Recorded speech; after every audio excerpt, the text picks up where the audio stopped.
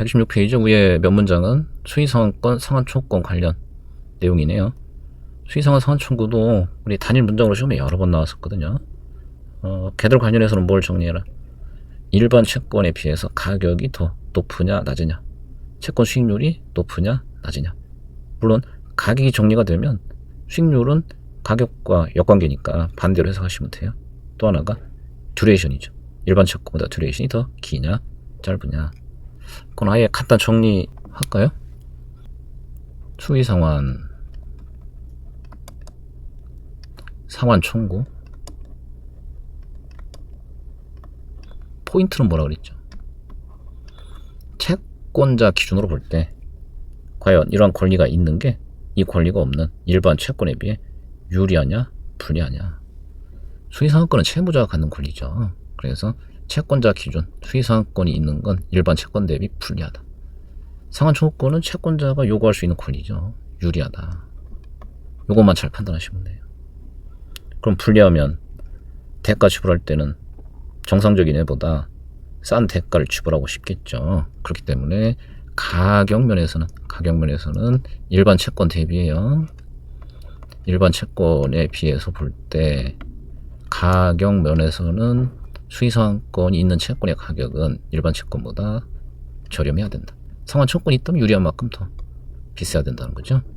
그럼 수익률은 자동 결정된다. 역관계니까 채권자도 요구하는 수익률은 불리한 수의상환권 있는 채권에 대해서는 일반 채권보다 높은 수익률을 요구하는 것이고, 상환청구권이 있어 유리한 채권에 대해서는 낮은 수익률을 요구한다. 듀레이션 고민할 거 없어요. 수의상환권이든 상환청구권이든 그러한 권리들이 채권 자체보다 만기가 되게 짧게 결정이 되어 있기 때문에 이 권리가 행사되면 채권이 바로 종료되는 거예요. 그래서 기간이 줄어드는 효과가 있죠. 듀레이션은 둘 다 일반 채권보다 짧다. 이렇게 딱 정리하시면 돼요. 순서를 조금만 바꿔볼까요? 24번을 먼저 볼까요? 수의상환 채권의 가격 동일 조건 일반 채권 가격보다 낮고, 맞죠? 수의상환권이 일단 불리하기 때문에 가격은 낮다. 이번엔 상환 청구권부 채권의 가격 동일 조건 일반 채권 가격보다 높다. 맞죠? 23번을 볼게요. 다른 조건 통일하다 하면 수의상환 조건이 있는 채권의 만기 수익률이네요. 수의상환 조건이 없는 채권 만기 수익률보다 높다. 가격은 저렴한 거고 그에 따라 수익률은 더 높다. 맞죠? 그 다음에 26번 볼까요? 다른 조건 통일할 경우 일반 사채의 듀레이션보다 수의상환 조건 있는 채권 듀레이션은 크고 일반 사채의 듀레이션보다 상환 초권 있는 채권 듀레이션은 작다. 얘도 실제 기출문제예요. 듀레이션은 이 권리들이 행사되면 바로 종료되는 거라서 어떤 권리든 일반 채권에 비해서 듀레이션을 짧게 만들어준다. 둘 다 작다 이렇게 돼야 돼요. 이 부분이 틀렸군요. 수의상환 조건 있는 채권 듀레이션, 자 일반 채권 듀레이션보다 짧다, 작다 이렇게 돼야 되죠. 26번을 먼저 보실까요? 이전에 하락하면 수의상환 채권의 투자자와 상환 청구권부 채권 투자자한테 모두 불리할 수 있다. 요거는 조금 고민을 해보셔야 돼요. 우선 이전에 하락해 어떻게 되나요? 채권 가격이 상승하죠? 채권 가격이 상승하죠. 그럼 뭐만 판단하면 돼? 가격 상승하는 것이 수의상환권, 상환초권 각각에 유리하냐, 불리하냐. 우선 상환초권 이해가 쉬워요. 왜냐면 상환초권은 채권자 권리이기 때문에. 상환초권 언제 행사돼? 채권 가격이 하락했을 때 행사가 되죠. 채권 가격이 떨어져도 상환초권 통해서 약속된 금액을 받아낼 수 있기 때문이죠. 그럼 가격이 오른다. 이거는 상환초권 갖고 있는 채권자한테 좋은 일이 아니죠. 자, 그래서 이전 하락으로 가격 오르면 일단 상환 청구권부 채권 가지고 있는 채권자한테 당연히 불리해요. 이건 맞아요. 수의상환권 어떻게 될까요? 수의상환권은 다시 얘기하지만 채무자가 갖는 거죠. 언제 행사하나요? 채권 가격이 상승해서 수의상환가보다 더 높아졌을 때 그때 회사가 얼씨구나 약속된 싼 가격에 비싼 채권을 상환할 수 있는 거잖아요. 그럼 가격 상승 시 채무자가 권리 행사해서 이득을 볼 수 있어요. 채무자가 권리 행사해서 이득을 보는 만큼 채권자는 당연히 손해를 보겠죠. 그래서 수의상환 채권의 경우도 투자자, 이 투자자라는 게 채권자야. 투자자인 채권자한테 똑같이 불리하다. 둘 다 불리한 거 맞아요. 27번부터 이게 듀레이션과 관련된 OX 문제들이군요. 27번 이 표체 듀레이션은 만기에 정비례한다. 이 표체 듀레이션은 만기보다 짧다는 건 알고 계시죠? 혹시 그림 머릿속에 떠오르나요? 그래서 이 표체 듀레이션 그리면 X축 만기, Y축 듀레이션 했을 때 45도 선보다 아래쪽에 곡선으로 형성이 되죠. 요거 바로 떠올랐나요? 여기 이 표체예요. 곡선들. V 표체는 만기와 듀레이션이 정확히 일치하기 때문에 45도선. 영구체는 R분의 1 플러스 R로 항상 일정. 이 표체는 만기보다 듀레이션이 짧고 만기 증가에 대한 듀레이션 반응이 이렇게 곡선이죠.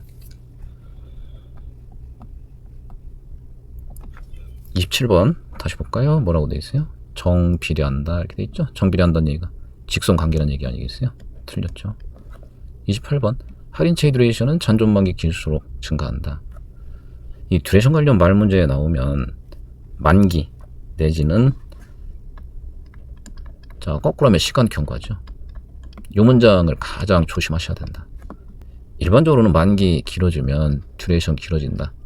보통은 맞는 문장이에요. 하지만 예외적 케이스도 있기 때문에 단순히 만기 길어지면 듀레이션 길다는 걸 무조건 바로 맞다 하시면 안 돼요. 이건 세모로 생각하셔야 된다. 그리고 나서 나머지 보기들 전체 포괄적으로 해석해서 정답을 체크하셔야 돼요.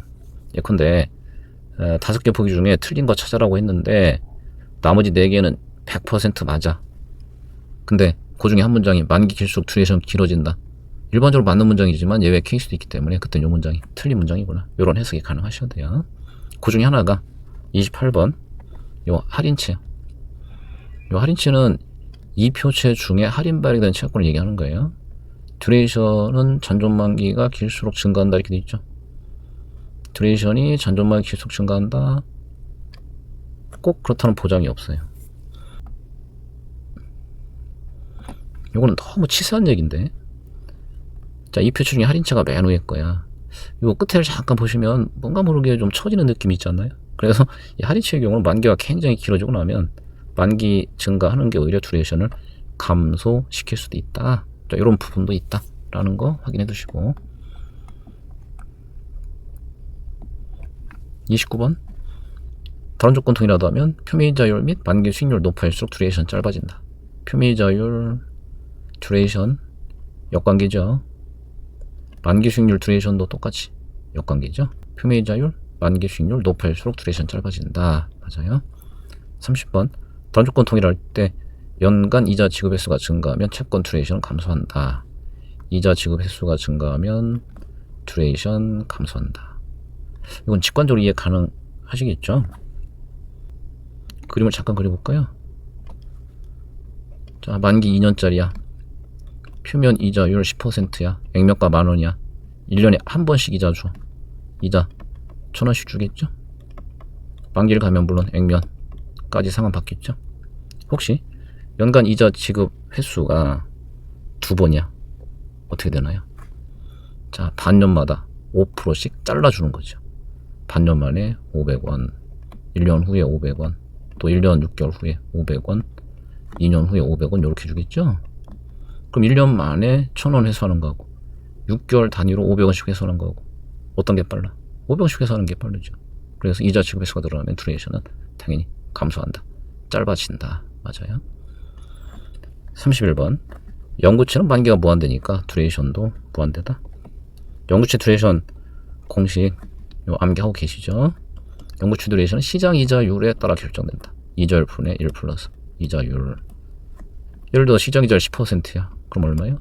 0.1분의 1.1, 11년 이렇게 되죠. 비록 만기는 무한대지만 듀레이션은 이자율에 따라서 한정된 수치를 지니게 되죠. 무한대다. 틀렸어요. 32번 영구채 듀레이션은 시장 이자율과 연간 이자 지급 횟수에 의해서 결정된다. 지금 시장 이자율에 결정된다는 건 바로 확인했죠. 거기에 추가로 영향을 미치는 게 연간 이자 지급 횟수. 혹시 1년에 n번 복리 계산한다. 그러면 영구채 듀레이션 공식이 이렇게 바뀌어요. 아마 우측 해설이 있을 거예요. 연간 이자율 분의 1 플러스 n분의 r 이렇게 되죠. n분의 r. 그래서 이자 지급 횟수에 따라서 또 달라지게 된다. 33번 모든 채권은 발행 이후 시간이 경과하면 듀레이션 짧아진다. 자, 여기서 말씀드렸죠. 만기 증가한다 라는 얘기나 그걸 역으로 해석하면 시간이 경과하면서 만기가 짧아지면 어떻게 될 거냐. 그럼 통상 만기 길어질 때 듀레이션 길어지니까 시간이 점점 경과할수록 일반적으로는 듀레이션 감소하겠죠. 단 33번 모든 채권은 시간이 경과하면 듀레이션 짧아진다. 이렇게 돼 있네요. 가장 대표적 예외 케이스가 뭐예요? 영구채요. 영구채는 시장 이자율만 변하지 않으면 시간이 경과한다 하더라도 듀레이션이 절대 바뀌지 않아요. 그래서 시간이 경과해도 듀레이션이 영향을 받지 않는 채권, 영구채도 있다. 모든 채권이 그런 것은 아니다. 34번 다른 조건 동일하다면 액면 이자율 낮은 채권일수록 가격 및 듀레이션이 작다. 자, 모든 조건 똑같은데 액면 이자만 다르대요. 액면 이자 낮은 애가 첫 번째 가격이 작다. 요거 맞겠죠? 액면 이자가 낮을수록 회수되는 금액이 줄어들고 그에 따라서 채권 가치는 줄어들 수밖에 없죠. 자, 이번에는 듀레이션도 작다 이렇게 돼 있는 거네요. 듀레이션도 작다. 듀레이션 아까 여기서 확인했어요. 액면 이자 표면 이자죠? 역관계죠? 따라서 액면 이자 낮은 애가 듀레이션 더 크죠? 그래서 가격은 맞는 얘기인데 듀레이션이 틀렸군요. 35번 이자율 하락이 예상되면 표면 이자율 높은 장기채에 대한 투자를 증가시키는 것이 바람직하다. 이자율 하락이에요. 그러면 가격이 어떻게 돼? 상승해요.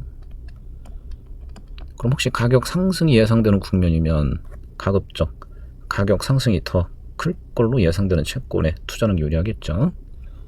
그럼 이자율 변화 시 가격이 얼마나 반응할 건지를 보여주는 수치가 듀레이션이죠. 듀레이션이 긴 채권이 일정한 이자율 변화에 대한 채권 가격 변동이 더 크다. 정확히는 이제 변동률이죠. 변동률이 더 크다. 그럼 이자율 하락으로 가격 상승이 예상되니까 가급적 가격 변동이 큰 애에 투자해야 돼. 자, 좀 전에 기본 특성들 쭉 정리했죠. 자, 만기 길수록 통상 듀레이션 길어진다. 표면 이자율 낮을수록 듀레이션 길어진다. 만기 수익률 낮을수록 듀레이션 길어진다. 그러면 요렇게 바로 연결하시는 거예요. 만기 긴 애가 가격 변화 크고 표면 이자 낮은 애가 가격 변화 크고 만기 수익률 낮은 애가 가격 변화 크구나. 이렇게 바로 연결시켜 주셔야 돼요. 자, 이때 만기 수익률은 사실 시장에서 결정되는 수치일 뿐이지 회사가 정할 수 있는 건 아니에요. 그러니까 되게 두 가지 가지고 얘기를 해요. 만기, 표면 이자율.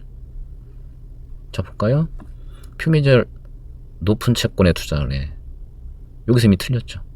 표면 이자 낮은 채권에 투자해야만 이자율 하락에 따른 가격 상승을 더 크게 얻어낼 수 있죠. 요게 틀린 거예요. 장기채에 대한 투자를 증가시켜. 요건 맞는 거죠. 만기 긴 애 투자라. 요건 맞는데 표면 이자율 높은 요게 잘못됐네요. 36번 수익욕선이 우상향인 상태에서 기울기가 더 커질 것으로 예상된다면 단기채를 매입하고 장기채를 공매하는 투자 전략이 그 반대 전략보다 투자자한테 유리하다. 요것도 좀 고민해 보셔야 되는 건데 좀 단순하게 이해하시려면 이런 방법이 있어요.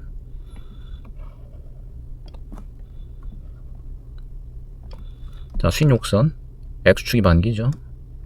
Y축이 채권 수익률이죠. 우선 수익욕선이 우상향하는 상태다. 이게 전제가 되어 있네요. 그럼 수익욕선이 기본적으로 우상하는 이런 형태에 있었다. 이 상태에서 기울기가 더 커질 것으로 예상이 된대요. 자, 그러면 기울기 커지면 어떤 변화가 생길까? 이런 식으로 변화가 생길 거다라고 보면 되지. 그럼 쉽게 이해할 수 있어요. 그렇다면 상대로 만기 긴 채권은 수익률이 왕창 상승하겠구나. 만기 짧은 애는 수익률이 덜 상승하거나 오히려 하락할 수도 있겠구나. 장기채는 수익률이 왕창 오르면 어떻게 될 거야? 가격이 왕창 떨어질 거죠.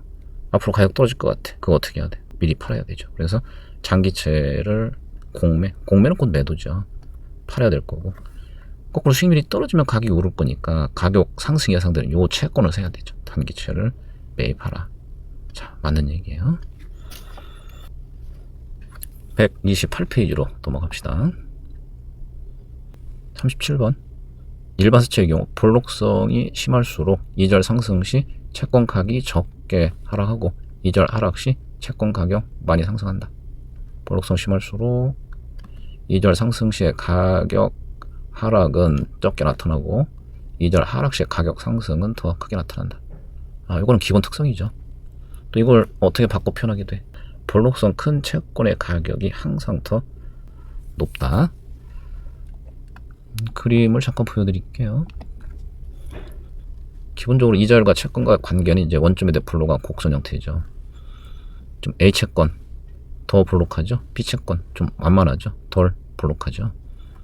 만약 현재 이자율 R 수준이고 여기에서 채권 가격이 다 이렇게 만났다고 가정하면 이자율 하락 시야, 이자율 하락 시 채권 가격은 다 상승할 텐데 B 채권 가격은 요만큼 상승하겠죠. A 채권 가격은 요만큼 상승하겠죠. 그럼 볼록성 큰 A 채권이 이자율 하락 시 가격 상승이 더 크게 나타나요. 자, 이번엔 이자율 상승하는 경우를 한번 볼까요? 이자율이 상승했어. 이자율 상승하면 가격이 떨어질 텐데 이번에는 B 채권 가격선이 밑에 있으니까 B 채권께 이만큼 떨어지죠. 그거에 비하면 A 채권권 여기에서 가격 형성될 테니까 요만큼만 떨어지죠. 다시 한번 정리할까요? 이자율 하락했어. 볼록성 큰 애가 가격 더 크게 상승해. 이자율 상승했어. 볼록성 큰 애 가격이 덜 하락해요. 그럼 양쪽 다 볼록성 큰 채권이 유리하죠. 상승 시엔 더 많이 올라주고 하락 시엔 덜 하락하기 때문에 양쪽 다 유리하다. 그 다음에 이걸 뭐라고 표현한다? 채권 가격 면에서 볼록성 큰 채권의 가격이 항상 더 위에 있죠. 더 높게 형성된다. 이렇게 표현하기도 해요.